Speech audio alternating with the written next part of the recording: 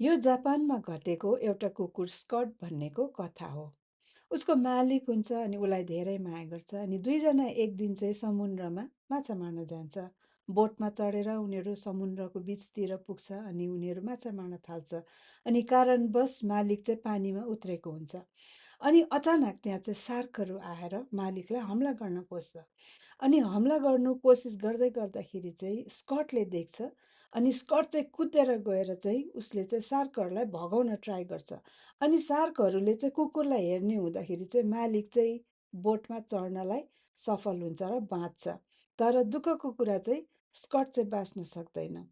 त्यसरी नै प्रभु येशू ख्रिस्टले पनि तपाईँ र मलाई दुष्टको जालदेखि, पापको सतावटदेखि, मृत्यु र पापको व्यवस्थादेखि उहाँले हामीहरूलाई बचाउनु भएको।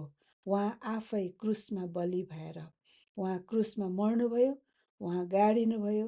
तर उहाँ स्वयं परमेश्वर हुनुभएको कारणले गर्दाखेरि उहाँ तेस्रो दिनमा जीवित पनि हुनुभयो। यसै कारणले गर्दाखेरि प्रभु यीशु ख्रिस्टमा चाहिँ पापको क्षमा छ। प्रभु यीशु ख्रिस्टमा निराशाहरूलाई आशा छ।